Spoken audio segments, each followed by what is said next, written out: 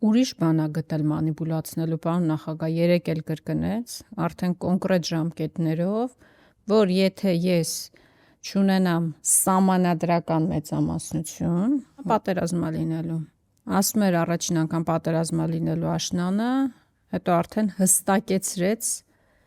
ամիսն էլ, սեպտեմբերին ա լինելու պատերազմը, ենթադրում եմ, երբ որ ընտրությունների օրը մոտենա, արդեն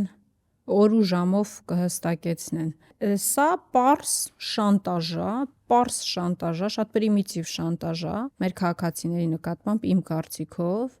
բայց որը կարող է աշխատող լինել։ Ձեզ դրեք իր տեղը։ Ինչ պիտի ասեք։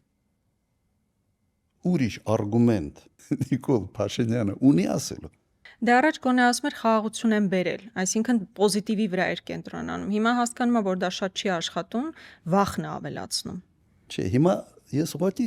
իմ պատասխանը հետևյալն է։ Իսկ այս վիճակում ինչ պիտի անի ամեն ինչում ձախողված Նիկոլ Փաշինյանը։ Ինչ պիտի ասի։ Այս մարդը պիտի ժողովրդին շանտաժանի, պիտի վախացնի պատերազմով, ուրիշ ինչ ասի։